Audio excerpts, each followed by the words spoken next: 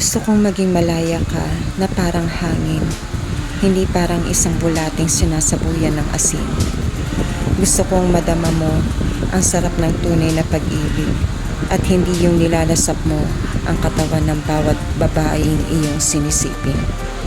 Hindi ako duwag para hindi ipaglaban ang aking damdamin. Kaya kong harapin ang kung sino man. Kaya kong lumaban hanggang sa huli kong hantungan.